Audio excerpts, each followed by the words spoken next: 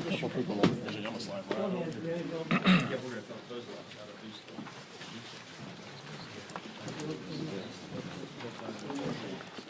Right here. All right, well, I want to thank everyone for coming out today.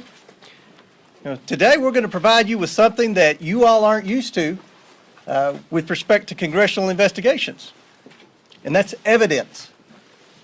Committee Republicans have spoken with multiple whistleblowers from numerous schemes involving the Biden family, reviewed Hunter Biden's laptop, and received documents of previously unknown transactions. What we found were business plans aimed at targets around the world based on influence peddling, including with people closely tied to foreign governments like China and Russia. We also found plans made to the United States where the Biden family swindled investors of hundreds of thousands of dollars, all with Joe Biden's participation and knowledge. In 2019, shortly after announcing his campaign for president, Joe Biden told the American people he had nothing to do with and never had conversations with his family about their business dealings. That was a lie. Whistleblowers described President Biden as chairman of the board for these businesses. He personally participated in meetings and phone calls. Documents show that he was a partner with access to an office.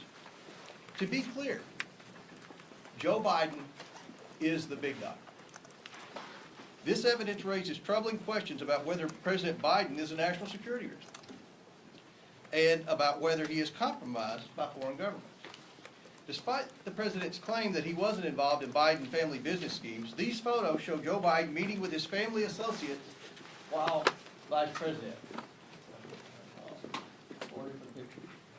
Committee Republicans have identified over 50 countries the Biden family sought businesses in. On the international side of the Biden family business, the deals were often led by Hunter Biden. And that map there behind the play shows all the countries where the Bidens had a footprint in international business dealings. The investigation reveals a family that engaged with some of America's most powerful adversaries, planning to sell one of the largest sources of cobalt for electric vehicles in the world to the Chinese, for example. The Bidens flourished and became millionaires by simply offering access to the family. Among the dozens of shell companies the Bidens set up, there were millions of dollars of wire transfers, flights on Air Force Two to conduct personal business, and meetings with heads of state, all while Joe Biden was aware of what was happening. All the while, he turned a blind eye. Many transactions related to these businesses have raised red flags at U.S. banks. A suspicious activity report, or SAR, is a document a bank must file with the Treasury Department when a transaction is suspected to be related to money laundering or fraud or other types of criminal activity. According to media reports, the Biden family accumulated over 150 SARs.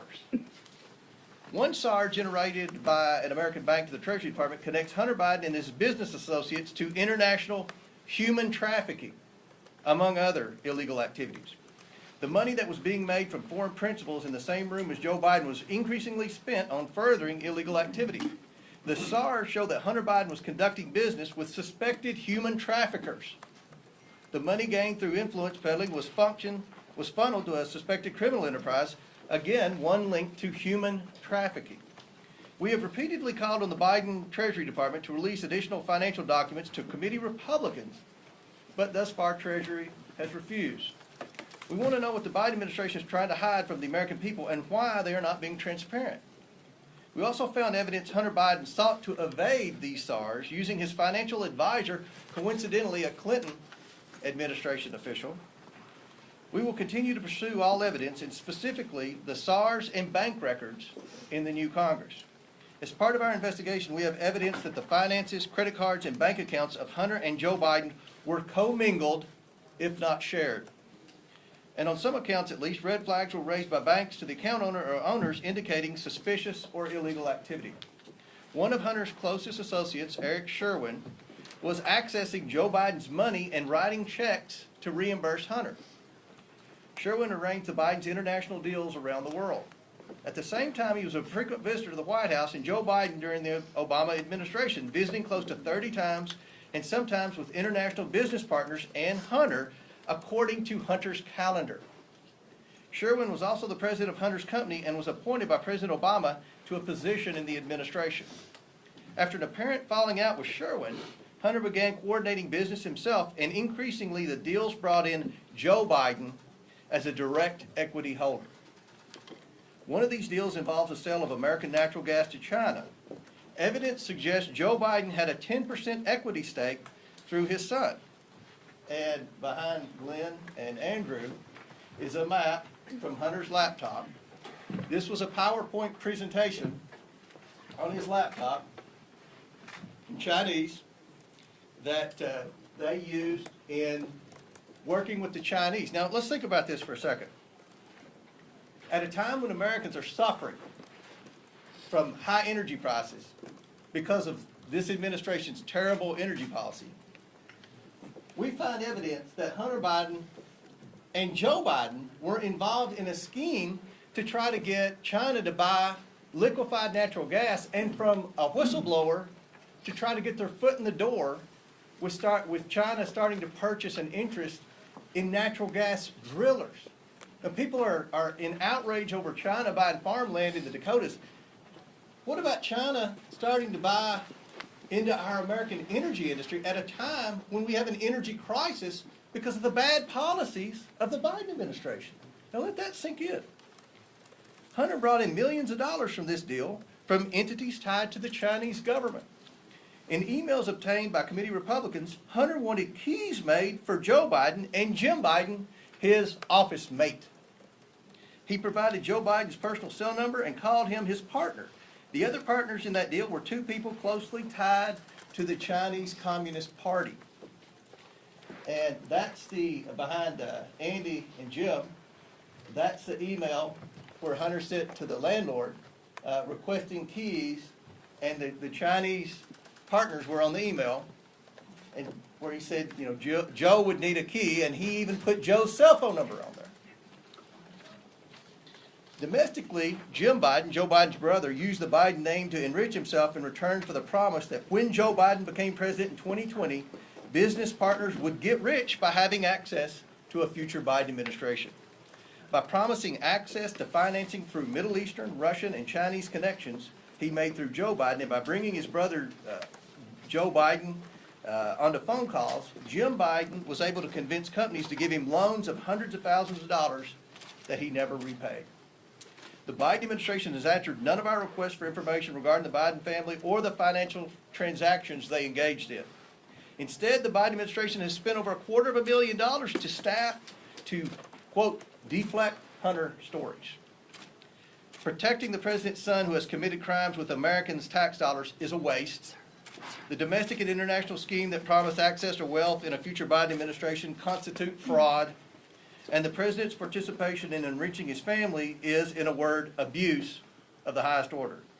Rooting out waste, fraud, and abuse will be the primary goal of a Republican House Oversight Committee.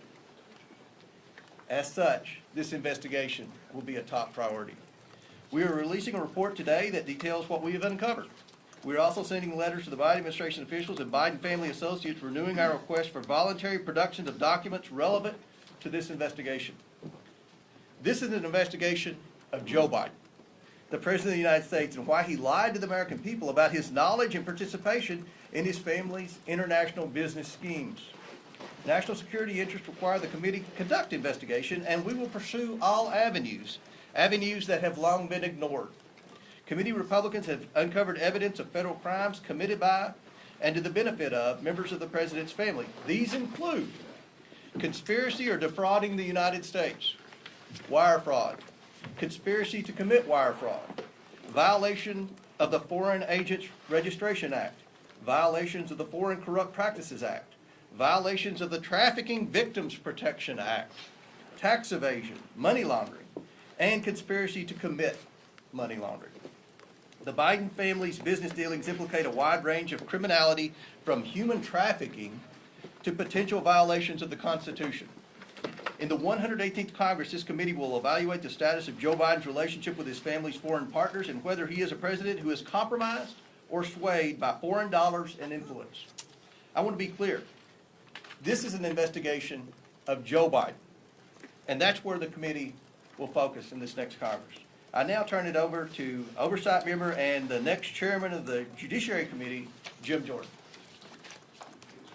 Thank you, Jamie. So I would just start with this question. What part of Mr. Comer's presentation was Russian disinformation? I mean, never forget what happened on October 19th, 2020, 15 days before the most important election we have in our country. Who's going to be the next president of the United States? 15 days before that, Mr. Brennan, Mr. Clapper, and 49 other people signed a letter that said the following. It is for these reasons that we write to say that the arrival on the U.S. political scene of emails purportedly belonging to Vice President Biden's son, Hunter, has all the classic earmarks of a Russian information operation. They further went on to say, we want to emphasize that we do not know if the emails provided to the New York Post are genuine or not, just that our experience makes us deeply suspicious that the Russian government played a significant role in this case. And of course, that letter became the pretext for suppressing this story, again, just days before the most important election we have in our country. So I would ask this, was J.P. Morgan's suspicious activity report to the Treasury Department, was that just a classic earmark of a Russian information operation? How about when Hunter Biden sent the email that Mr. Comer pointed to? Sent the email asking for keys to his new office space, one for himself, one for President Biden, one for his uncle Jim Biden, and one for the emissary for the chairman of the Chinese energy company CFCC. Was that just Russian disinformation operation in place? What part of Mr. Comer's presentation prompted the FBI to go to Facebook and say, hey, you want to be on the lookout for Russian misinformation here this election season? What part of his presentation would prompt that? And I think it's also important to understand, never forget how this story has changed. I mean, think about this. When it started off, it was, no, it's not his laptop. It's not his laptop. Then it was, well, it's his laptop, but remember, it's Russian disinformation and no one did anything wrong. Then it was, well, maybe he did something wrong, but President Biden didn't know about it. And now it's, well, maybe President Biden knew about it and was involved, but it didn't influence his decisions. In fact, yesterday, there was a story in Politico which said that. The story in Politico yesterday, investigating the investigators, dim strategists to launch counterpunch to House GOP. Story in Politico yesterday, here's what I said in there. Quote, no evidence has publicly emerged that Joe Biden's decisions were affected by his son's business dealings.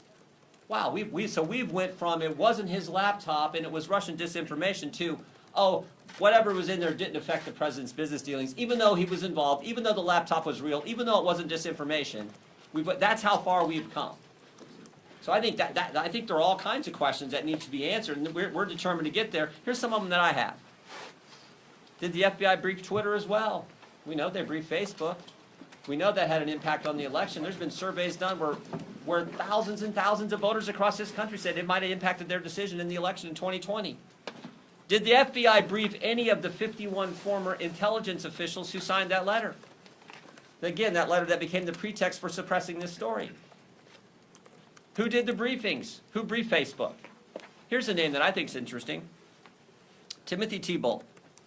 So Mr. Thibault, now remember, we just did a report 2 weeks ago, Judiciary Committee, a report that talked about the political influence and the political shenanigans going on in our Justice Department based on 14 FBI agents who've come talk to our office as whistleblowers. One of those agents said, and this is the term he used, he said, at the highest levels of the FBI, specifically the Washington field office, he said it's rotted to the core. Not talking about rank and file agents. They're doing good work. Talking about the top people at the Washington field office. We had another whistleblower who brought up the name Mr. Thibault and said Mr. Thibault is pressuring agents to catalog and categorize cases in a specific way to satisfy this narrative about domestic violence extremism. But what's interesting is a different whistleblower, one who didn't come to our office, a different whistleblower who went to Senator Grassley's office, said that Mr. Thibault, by the way, the head of the special agent in charge at the Washington field office, Mr. Thibault is also the guy who suppressed information about the Hunter Biden story in October of 2020. I'd like to talk to Mr. Thibault. In fact, we have asked to talk to Mr. Thibault, even though he said publicly, I welcome a chance to answer questions. He's refused to come in and talk to us. That's someone we need to talk to. Why has the Biden administration suddenly changed their position on suspicious activity reports? Used to be, Mr. Comer wanted to see him, any member of Congress, any chairman wanted to see him, any ranking member wanted to see him, any member of Congress, any committee, you got a chance to see him. Suddenly, no, we can't see him. I think Mr. Comer and our team at the Oversight Committee would kind of like to see the other 148. They've seen 2. They'd like to see the other 148. So we're committed to getting to the truth, the facts. We think that's what the American people are entitled to. We're gonna try to help Representative Comer and the team here at Oversight with our work on judiciary, but with a specific focus on what the FBI was doing. We know these 51 former intel officials, they got security clearance. How often are they talking to the FBI? Are they talking to the FBI? Who's doing the talking? Who's doing the briefing? Were they briefed? There's so many questions that need answered so we can get to the bottom of this. And the final thing I would say is this. A colleague of mine said this in a committee hearing a few weeks ago, Mr. Gates. He said, when is the FBI going to quit interfering with elections? 2016, they spied on President Trump's campaign. 2018, it was the Mueller investigation. 2020, they suppressed information about the Hunter Biden story. 2022, they raided the president's home 91 days before an election. Maybe it'd be nice if the FBI and the Justice Department just stayed out of it and let we the people decide who we think should represent us, who we think should lead us. That's supposed to be how America works. So this is the focus on the Judiciary Committee, the political nature at the Justice Department, and the linkage now to what was happening with the Hunter Biden story.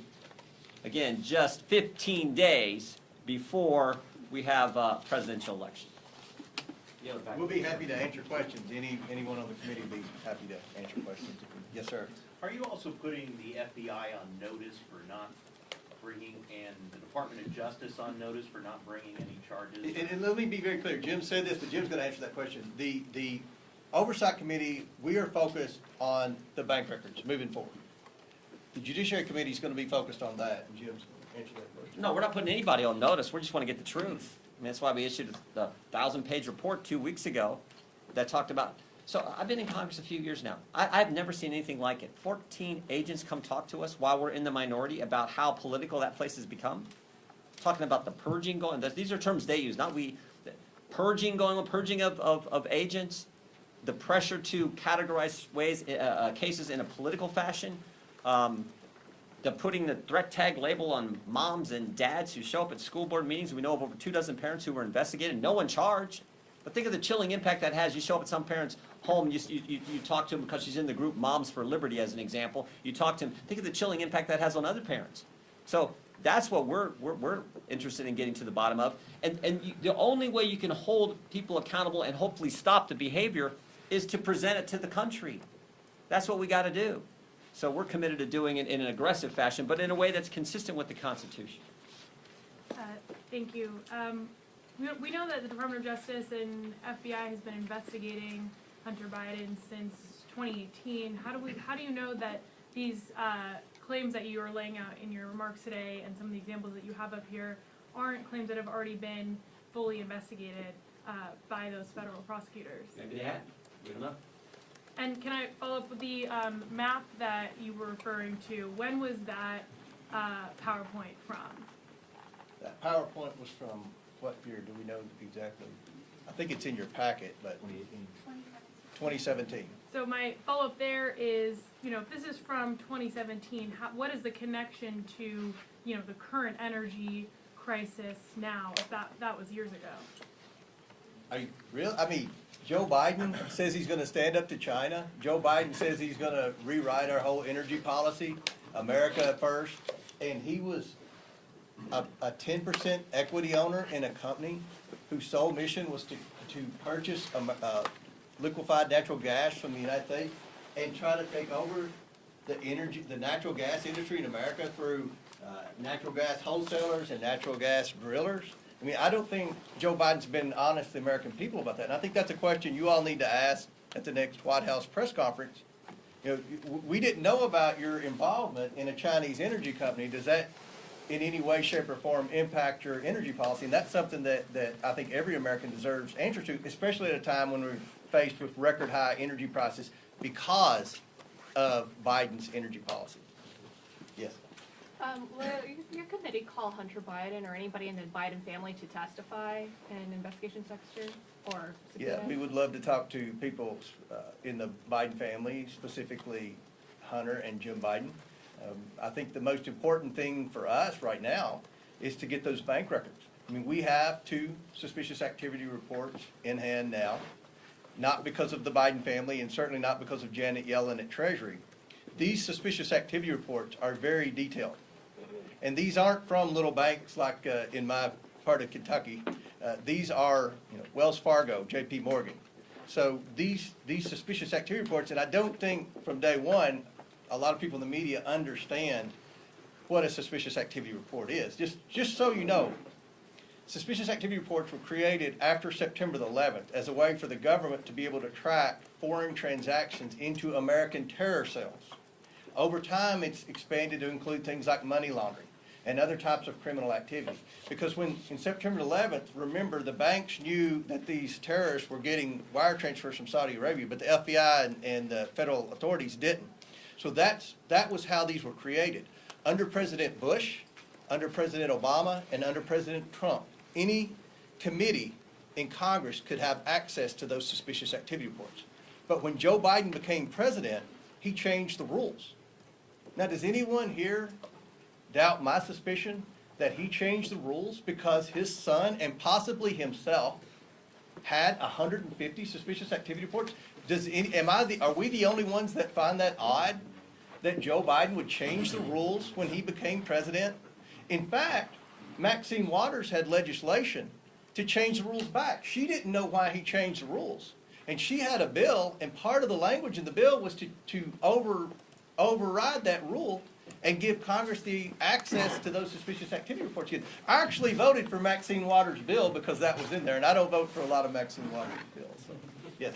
Thanks, Congressman, for doing this. A question for both of you. I'm wondering if you might be able to confirm that your committees will be investigating Speaker Pelosi and the Department of Justice for their treatment of defendants jailed in connection with January 6th, a promise that potentially Speaker McCarthy made to the House Freedom Caucus earlier this week. He's the Department of Justice guy. We're focused on, you saw our report, well, maybe you didn't. I hope if you didn't, you take time to read it. We're focused on how political our Justice Department has become. It's not a question of if they are political, if they are. They're making decisions on a political basis. We're going to look at all that. What about Pelosi and the treatment of the January 6th defendants specifically? We're looking at umbrella of political operations at the Justice Department, all the way back to the very first whistleblower came to us over a year ago. About a year ago, I should say, regarding the school boards issue. So we're concerned about anything that is being done in a political fashion at the Justice Department. Because remember, you got to step back. It's supposed to be, in this great country, the greatest country ever, it's supposed to be equal treatment under the law. And when you have a Justice Department that's not following that fundamental principle I think that sets our country apart from all others, that is a major problem. So you think the January 6th insurrectionists have been wrongly imprisoned? I didn't say anything. All I said is we're going to look at the politics at the Justice Department based on the fact that we have had 14 different, actually more than 14 now, whistleblowers come talk to us. That's what we're going to focus on. And my last question is just what are the grounds to investigate? If we can keep it about Hunter Biden, this is kind of a big deal, we think. If we can keep it about Hunter Biden, that would be great. Some Yeah, Republican, go. I just wanted to piggyback, because she said it for January 6th, just what you plan to do with the January 6th investigation. It seems like you guys I think also have that's a questions for question, the FBI. I think that's a question for Kevin McCarthy. That, we're focused on a lot of investigations now. I've been very transparent with the media on it. That wasn't one of them, but yes. okay, so can you kind of preview how this is gonna play out? So it sounds like your focus initially is gonna be on these suspicious activity reports, which you endeavor to receive somehow. Is that gonna be through potentially subpoenaing a bank? And then once you receive those, is that are you expecting a smoking gun from that, or is that gonna lead to more avenues? And then finally, what deliverable are you expecting? Another report? Or is this do you see this terminating as some sort of referral? How do you see this playing out? Mm-hmm. Well, obviously, with the two that we already have, they've And opened. how did you get those? Well, we can't reveal our sources, but the two are on the internet, so you can dig and find them. They're out there, but we verified they're 100% factual. And I'm not questioning that, Right. but if you got that from an individual, why would that individual have two? That's a great question. I'm glad you asked that question. Because, again, I don't think a lot of people in the media and in Congress, for that matter, understand the suspicious activity report. Byron Donalds does. He's a financial expert. I've had the honor of being on a bank board. When you get a suspicious activity report, it flags every account that's had a transaction within a certain time period. Am I right, Ron? So the suspicious activity report that we have shows where Hunter Biden purchased whatever with the escort service. The escort service then paid the prostitute. Then the bank implies that the escort service is under suspicion for human trafficking. We see where the escort service is from, the prostitute's from, she's not from the United States. Again, I don't want this to be about the prostitute. Here's the thing, Hunter Biden isn't this innocent guy that's just got a bad rap because he had a drug problem. And the Republicans don't need to waste any time on Hunter Biden. We're not trying to prove Hunter Biden is a bad actor. He is. If anybody wants to disagree with that, then there's nothing we have to talk about. Our investigation is about Joe Biden. And we already have evidence that would point that Joe Biden was involved with Hunter Biden on this. So we want the bank records, and that's our focus. We're trying to stay focused on, was Joe Biden directly involved with Hunter Biden's business deals, and is he compromised? That's our investigation. And so if you found that through the reports, what would be your deliverable? Another report, or would you refer those charges, or do you foresee this resulting in some sort of impeachment? We will issue a report. We will hand over any potential criminal activity to the appropriate authorities, and that's what we do. We investigate. No, we're a legislative body, so the liberals, we may need to change the disclosure laws. We may need to look at this investigation started because of the concern with big tech, FBI talking to big tech suppressing, throttling back information that we, the people, should have had access to when we're getting ready to make the most important decision we make as a country on who's going to lead us. That's where this starts. So do we need to change Section 230? It's all about the legislative purposes. Supreme Court's been clear. That's where we got to focus. And I would just argue fundamentally it's about the First Amendment, that the idea that they were suppressing critical information that the country should have had access to. And they did it literally 15 days before. And do you tell me what in the report that Mr. Comer and the team has put together is Russian disinformation? That was all BS, and everyone knows it was BS, and frankly, should have known it at the time, and I think did know it at the time, but did it anyway. So that's the legislative purpose that we got to get to. So, but we don't know where that's going to go. That's what we're trying to do. Mr. Comer. Yeah, some Republicans have questioned the timing of this. Why make this your very first visible order of business, investigating President Biden and his family? If you look at the commitment to America, there were 4 tenets of that. The fourth was to hold this administration accountable. That's the job of the Oversight Committee. I know some in the media have said, well, this is what the Republicans, their whole sole focus is. This is the focus of the Oversight Committee. Now, I know Kevin said the first legislation we're going to vote on is to repeal the 87,000 IRS agents, to reduce the size of government, because that's tackling inflation. We have inflation because the Democrats have spent too much money. So we have a legislative agenda, and we're focused on a lot of things in Congress. But from the Oversight Committee, we're in charge of investigations. We feel that this is of the utmost importance. And to follow up, do you expect cooperation from the Biden administration and when it comes to the Justice Department, which is also investigating Hunter Biden? If the DOJ doesn't cooperate, what means do you have at your disposal right now to get the information that they've uncovered on him? So, just on cooperation, well, first, they haven't responded to any of the correspondence, any of the letters, any of the inquiries that came from Ranking Member Comer. Second, they changed the suspicious activity report process and protocol. And third, they've now set up a committee, according to reporter, I don't know, maybe they're in this room, the report in Politico, that said, oh, they set up a committee to attack us and to come after us. So, I don't know, you guess. They're probably not gonna work with us too well. But Because they what certainly means haven't. do you They've have done at things your that really are disposal? unprecedented, changing the SARs and setting up that's pretty unprecedented. Should Can I President follow on Biden SARS? be forced to come and testify on Look, Capitol Hill? I would say one other thing. One of the most important things we can, I guess I've said it a couple times, one of the most important things we can do is do the work that needs to be done so that we can hopefully have a Justice Department that doesn't operate in a political fashion. That's my focus. I think it's everyone's focus. So I think that's pretty darn important to the American people. Mr. George, Is just impeachment on the a table, quick follow-up Congressman George? question on that particular point. There's Maine Justice, and then there's Mr. Weiss in Delaware, who, as you know, was appointed by President Trump and initiated this investigation under the previous administration. just generally, because some of these suggestions that have been made in terms of the investigation moving towards President Biden have not apparently, we haven't uncovered any evidence that that is currently being discussed in front of the grand jury in Delaware or in that particular office. Do you have confidence, forget the larger question of the Biden Justice Department, do you have confidence that Mr. Weiss is doing a thorough job in his investigation? All I'm going to say is there shouldn't be politics anywhere. It should be driven by the facts, the law, the Constitution. We've had over 14 whistleblowers come talk to us. Every single one has said, at the highest levels of the Justice Department here in D.C., the Washington field office and the Justice Department here in D.C., that is where the politics are involved. That is where the political decisions are being made. We have a concern with that.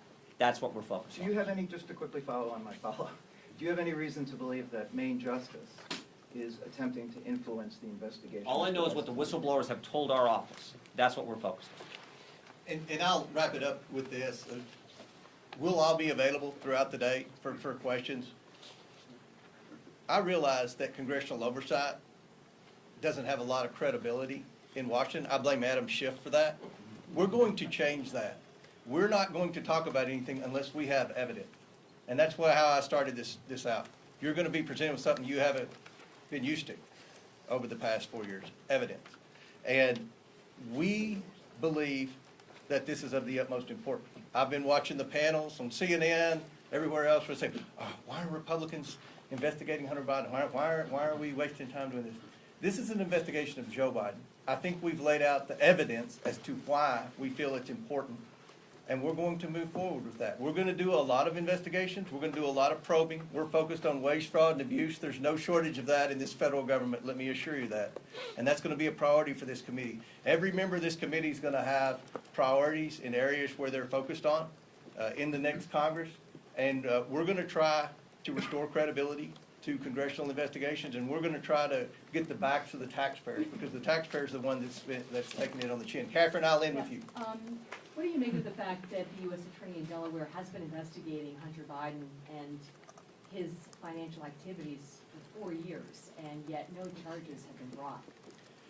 I'll say that, and then Jim can end with that. Look, the more you look into Hunter Biden, the more bad things pop up. I don't know if that's the situation. I don't know if he's getting resistance at the Department of Justice.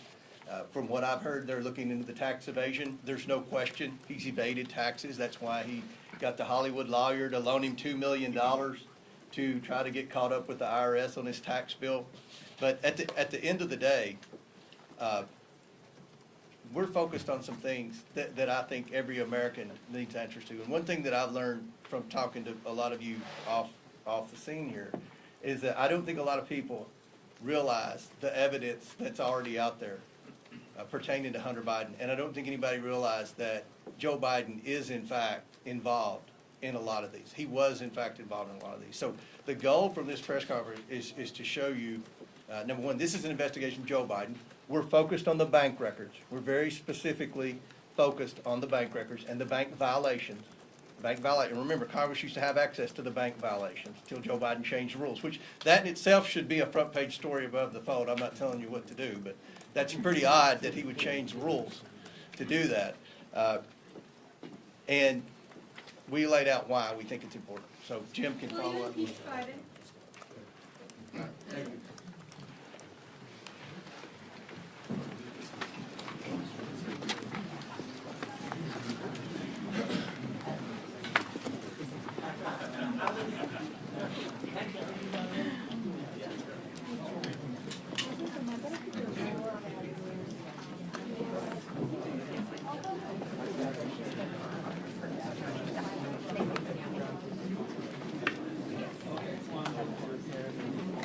Earlier when I did a mic check before the